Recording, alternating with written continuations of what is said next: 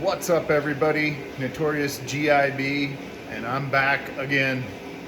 I'm 6 months out of a nasty shoulder surgery that has kept me super sidelined, and I've just barely been cleared to lift a gallon of water, but I'm gonna attempt heaters. As you can see, it's cold. I finally have a space to work, but it's still about 9 degrees. Feels like -9. Not too pleased about it, but I've got the heaters and I feel it's time to go ahead and crack this egg. It's not a great job. If you like torturing yourself, if you like bruises and broken blood vessels on your arms, this is a good one. I've got a lot of compounding factors. I've got the windshield. I don't feel like removing it. And I've seen some other videos where guys are tearing their rigs completely down, all the body work off and everything. It's too cold out. I don't have time for that. I'm gonna try to sneak through this and show you how you can sneak through it if you feel like torturing yourself.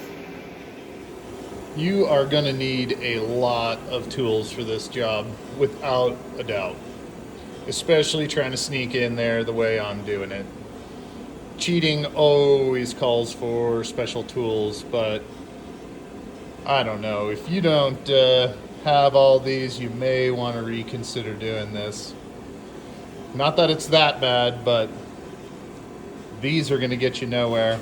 About the only thing the destructions are good for is letting you know what you got in the package. That's really about it.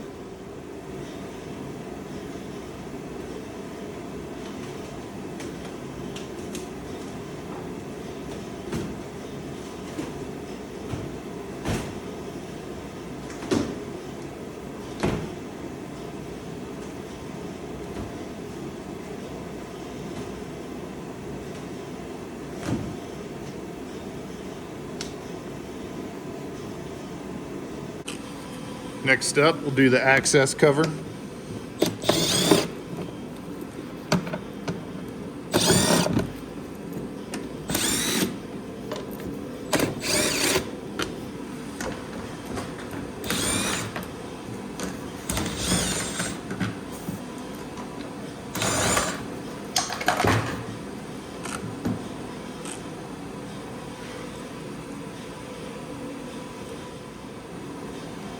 So when you hear that sound, like your 10mm wobbly just fell off and disappeared, it did.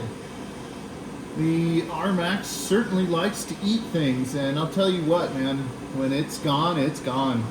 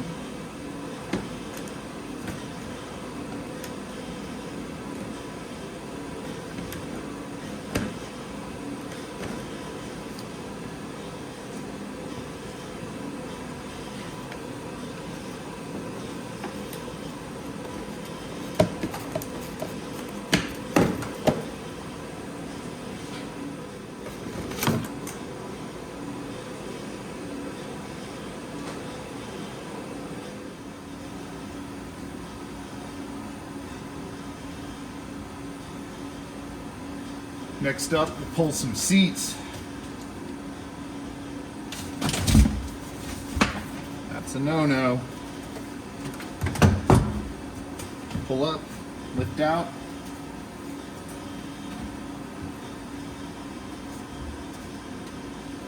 Four 12mm.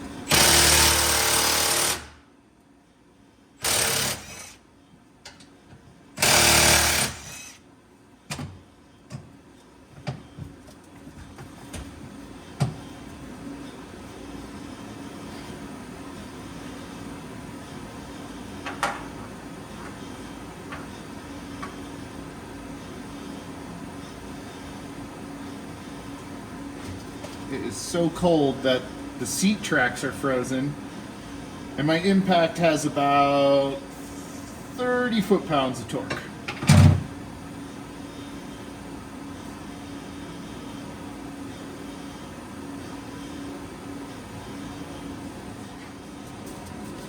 You don't have to take both seats out, but I did find that it was a lot easier to get the console and get access to some of the areas where you have to shove your hand. It's just a lot easier. It's nice to have a rack or something around, some shelving, because you're going to need it for all these body parts.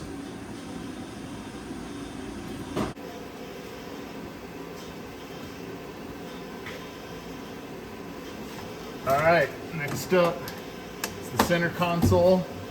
Get your computer out if you got one. 110mm stashed up there.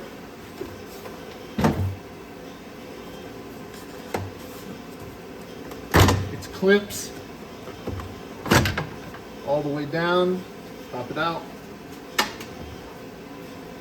Next up, pull the shifter knob, and don't just pull on it. Trust me. So here you got a little Christmas tree clip that actually secures it into the post. So chuck it in reverse, pull that clip, then pull the unit.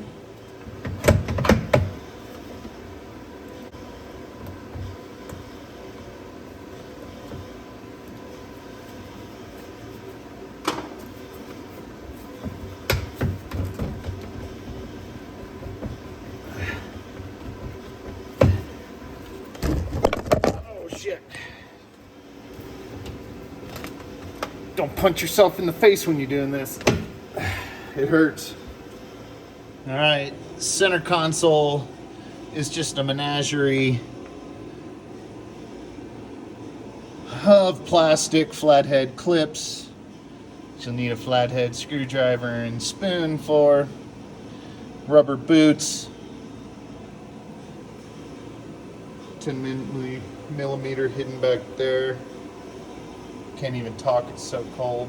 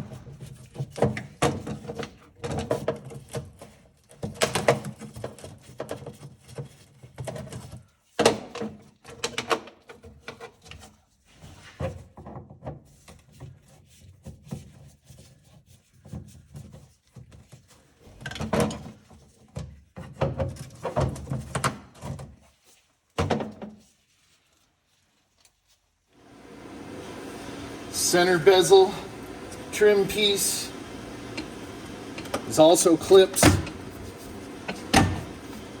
I start at the back by the cup holder there. Probably going to want to go back to neutral or high.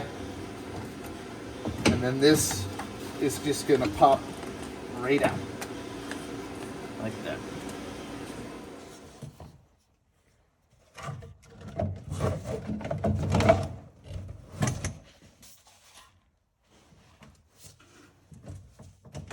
Make sure the parking brake is up.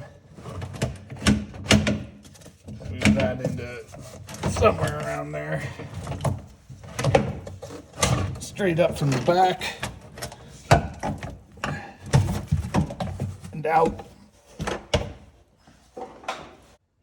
All right, driver's side floor panel needs to be removed. It's yet more of the flathead plastic clips, and then 2 4mm Allens back there. And then right over here in this corner is a little plastic tab that comes down off of this inner body panel. And to remove this without removing all of this is pretty tough. So I'm going to go ahead and cheat since none of this is going anywhere. And on mine, I'm just going to trim it up a tiny bit so that I can maneuver this out of here. Once all those are out, bend it down in the back here. And it is up. Ow.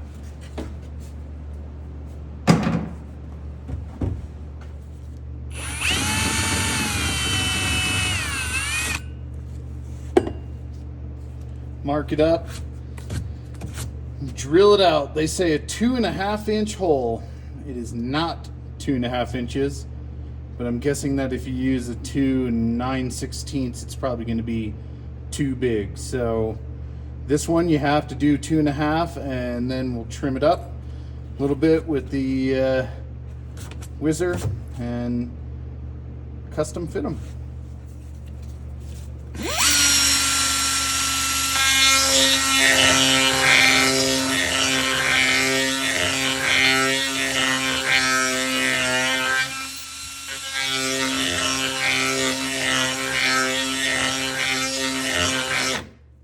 Whizzer with the D-burr is pretty aggressive, so you got to be pretty careful and just take a little bit at a time.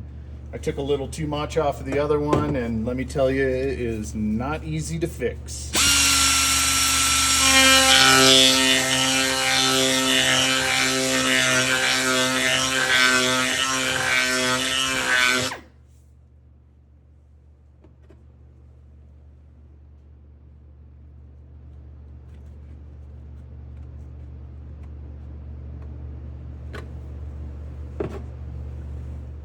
As soon as you can get that first part of that lip to fit in there, stop.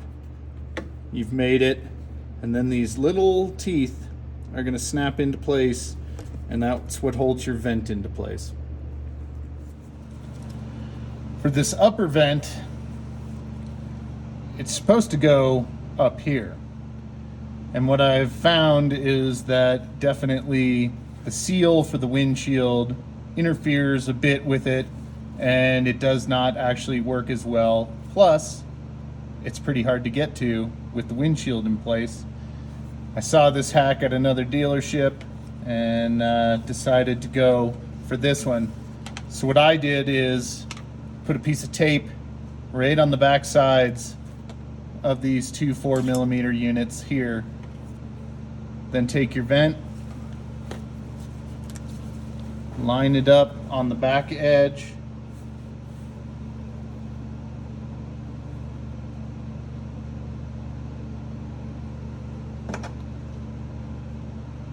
and if you get it just in line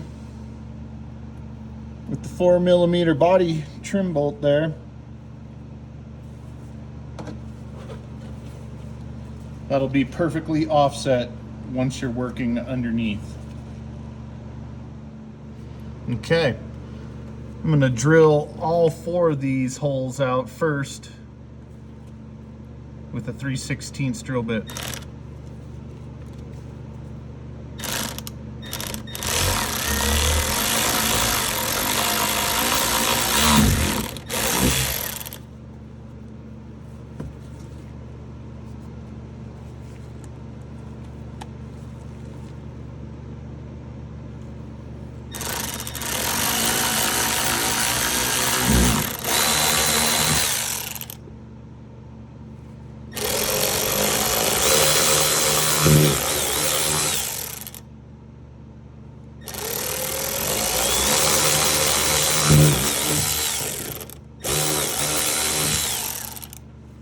Now take the 2 inner holes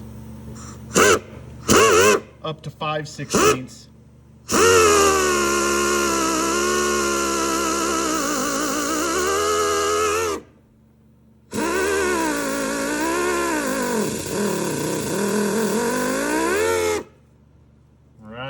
Once those are up to 5/16, we'll draw 2 more lines on your edges, cut it out, and there's your upper vents for the defrost. Once you get your lines drawn up, it's time to cut.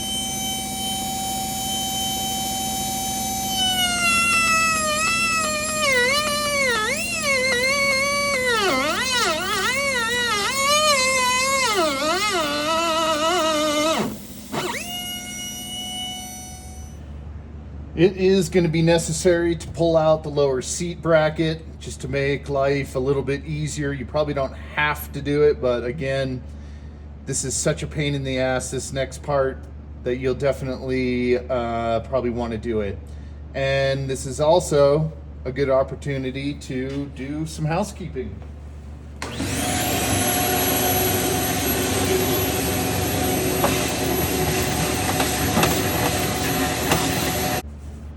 Okay, and then 4 12mm bolts.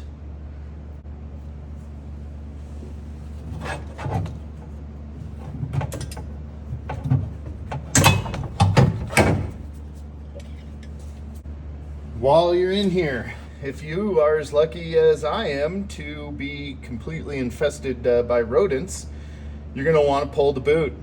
When I was doing mine, I pulled the boot and found that the mice had entered in through my air intake going into my belt and clutch, and yeah, I ingested mice. So that was a lot of fun to clean up. Loosen these guys, pull them back out of the way so they don't get bent up when you crinkle this, and yank that out of the way. And this one looks clean. Certainly not the mess that I found in mine. All right, now the fun begins. First thing I would start with is this hose. There's 2 hoses. Grab the long one. We're gonna be up here, front right corner of the rig. If you look in here, I put some tape on that hose. That is going to be what we're tapping into for the heater core, but you're going to start with this first hose. So you're just going to want to shove it straight back through there and be on top of your air intake. And that should be about good. You should be able to grab it from the inside of the rig next. So inside the cab, this is what you're going to find is your hose. Again, you want it on top of your air intake down there because you want to be above the drive shaft. And then, this is not going to be easy to see, but we're going to put it between, underneath this guy. You can feel under there, there's a nice opening gap right behind that. We're going to thread the needle just right behind that. I'll show you what next. And there it is. Underneath the top air tube. And then we're going to follow the firewall. And here's a look from underneath in the driver's side seat well. You're going to be in front of all that bracketry there, yet behind the plastic footwell, which again, like I said, I did not remove. You could probably remove it and this would be a whole lot easier, but again, I don't do things that way. One of the better moves here is definitely to try to make all these connections outside the rig. I tried doing a bunch of this under the dash, and that's where a lot of the arm pain and torture came from. So if you can make as many of these connections out here as possible, it is well worth it. These are just gonna stuff on there. You can kind of thread them. You can see they got little cleats to hold them in place, and you're gonna go ahead and put zip ties on all these. Now I can tell you for sure that you can put the entire driver's side together, top vent included, which is going to be the medium hose. All right, together, zip ties on, flush cuts. People, if you don't have these, flush cuts are it. Nobody needs to go to the emergency room and get stitched up over a 10-cent zip tie. All right, so you should have a small, medium, and long all put together. Your medium is going to get this lower defroster vent.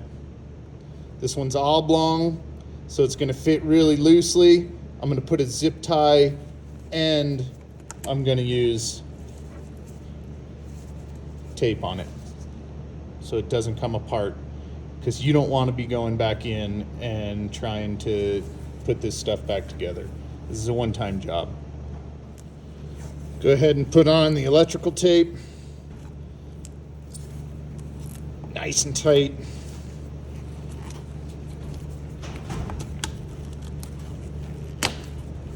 Make sure that's not going anywhere. Don't cheat yourself. Super 33. That's where it's at. And this is where things really go sideways. And my sore arm is already yelling at me. We're going to take the assembly and we are going to shove it up behind the dash here. And again, only do your driver's side, because the passenger side is going to be a little bit different.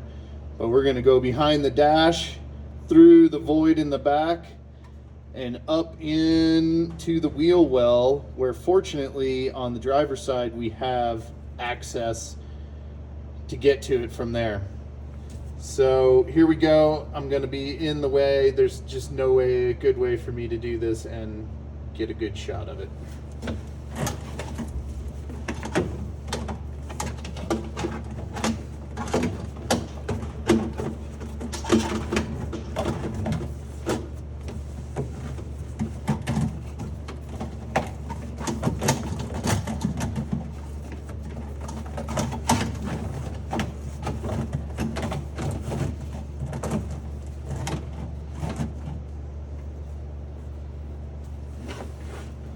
There we go.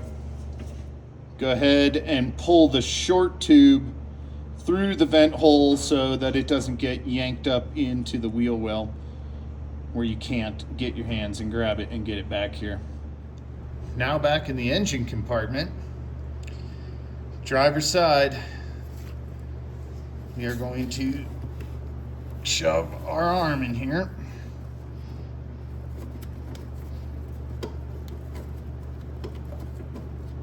Kind of almost like noodling, and just kind of a hope and a prayer that you found it and you can manage to weasel it through here.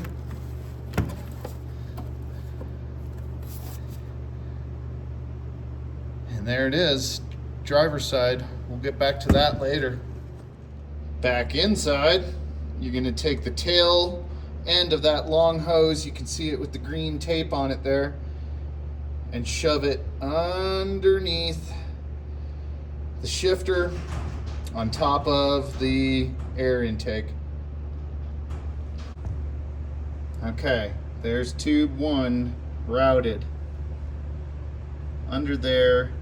We're going to remain on our side of the air tube so that when you get down below here, you can see it there. It's underneath the intake. Back to the front, right here, passenger side, literally straight down in that void there. is where this hose is going. Shove her in there. This is gonna slide up and into place behind the dash. And back under front right corner, there's our hose. And there is our air duct. You can see it coming straight down through there. This go around, I am going to build the other two pieces out here, and then I'm going to try to shove them in there and guide it all from this direction. We'll see. And there's our top side view. You can see it going straight down. Anybody got blood yet? All right, so once you get the duck noodle put together, shove the long end up under there. This is passengers, right front. You can just sneak it under there. And then we'll come out.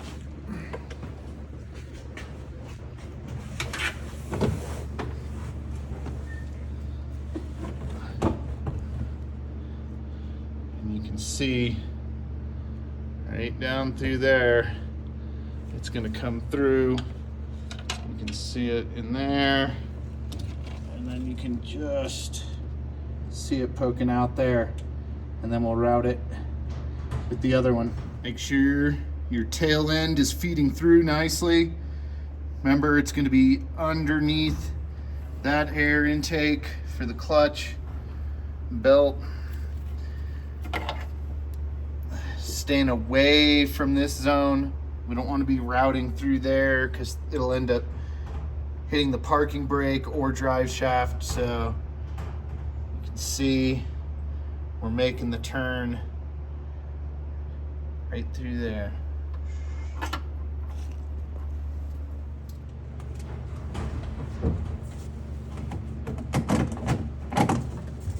And then we feed. Just keep feeding and feeding until we can get this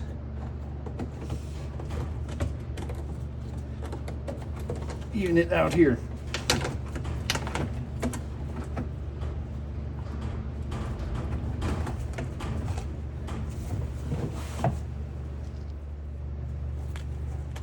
All right, stick the vent into the vent tube. You're gonna zip tie. Make sure you're getting these all the way up so they don't fall off.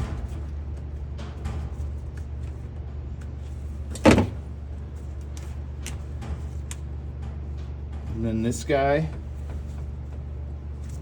is gonna start shoving in there. You'll feel a nice snap like that, and then it's against those ribs, and then you can send it home and it snaps into place nice. And this spins and opens in and out. And now is the magic trick of mating the lower vent with the upper vent cover. And again, you don't have a windshield, you're probably better off. I'm sure this would be a lot easier, especially being a one-armed, one-man band. Wiring harness up next. You should have a power port up here in the front. This is on the driver's side. Go ahead and snap that together, and then you'll see there's just another one of those little tiny openings to shove this through. And if you got it right, it should just thread right down and chase your air ducts, and again, just keep following your air ducts all the way down to the floor pan there, where we'll eventually hook up the heater core. All right, finally moving on to the heater core, except for I've got skid pans.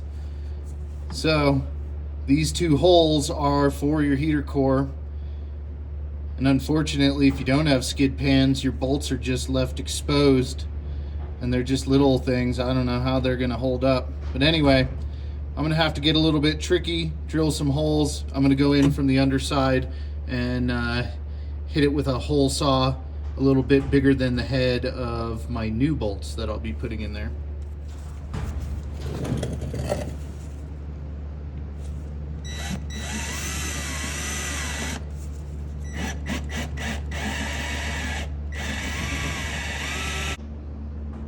Okay, now you can finally actually drop the box into the hole.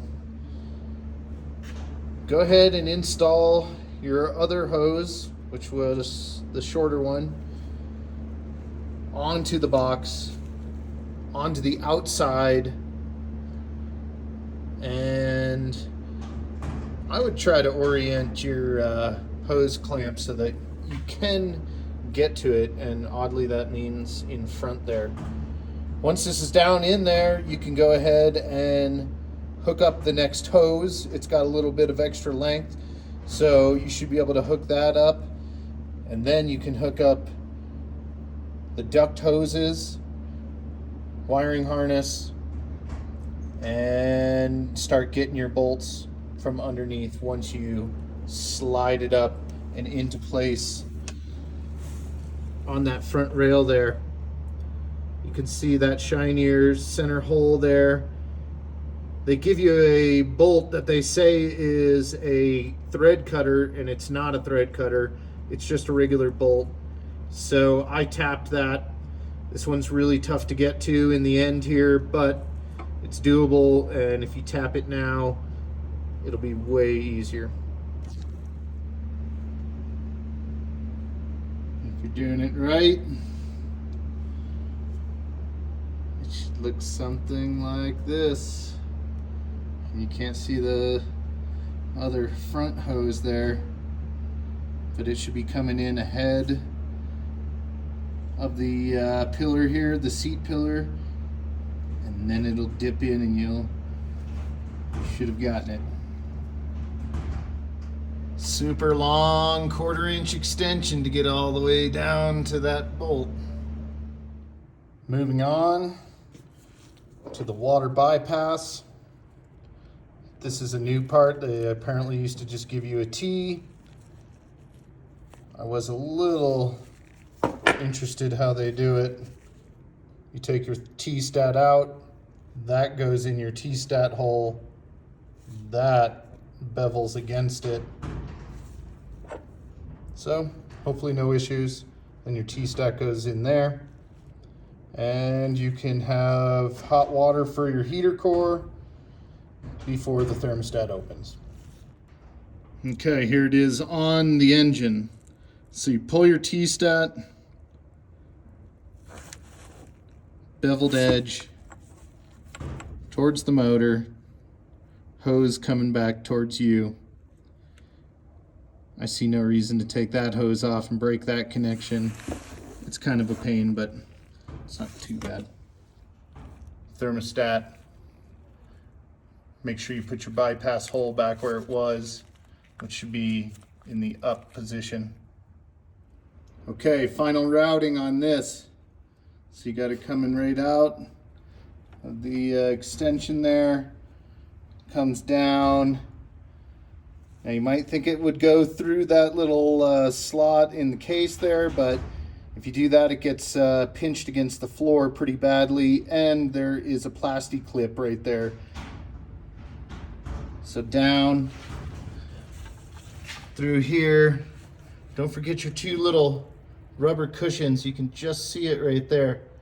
Those two little rubber guards have glue on them, and you can just smash them onto those two pieces of metal right there of the frame, and that'll keep that from chafing. And then that'll keep that from chafing on the bottom of your pan. Okay, I put a set of clamps at the top of this hose and a set at the bottom of the hose there. And then where I had it taped before, right there below your air box.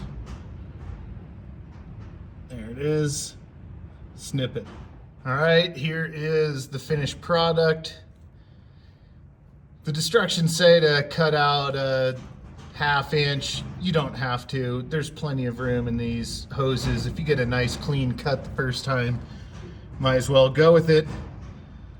But there's our hose to the heater core. You can still get to your drain for the air box. It's just a much better place. I think they might have had you putting it way down low. This looks a lot better. All right, now that all the connections are made, it is time to bleed the system. Got an 8mm on top of your thermostat housing. Pop that guy open. Come pull your radiator cap. Start filling. Don't bring it all the way up to the top if you don't have an overflow. Keep it a little bit below for your startup, warm up. That way it can bleed out. There'll be a bunch of air bubbles. It won't push fluid everywhere. Now's a great time. With everything off, fire it up. Keep an eye on all your connections. Plug in your switch. Test the high and the low. You can really hear it go on high. You definitely feel it coming out.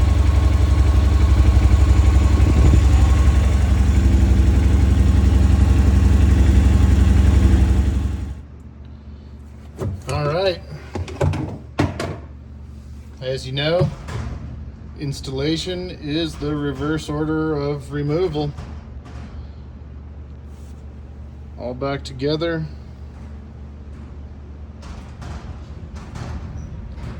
Got defrost, got heat.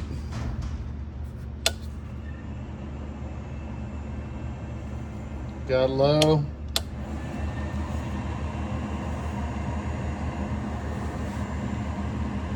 Got high. So how is it?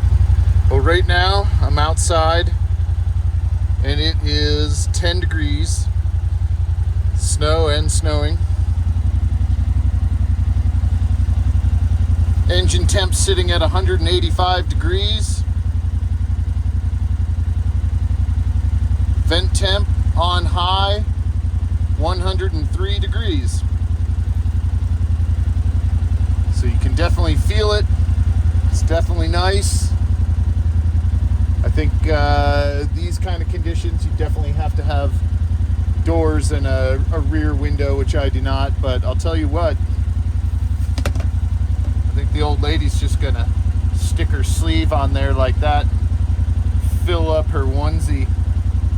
Should work out just fine. Well, thanks for hanging in there. Thanks for watching. Hopefully next time I'll be doing something a little nicer and simpler. Have a good one.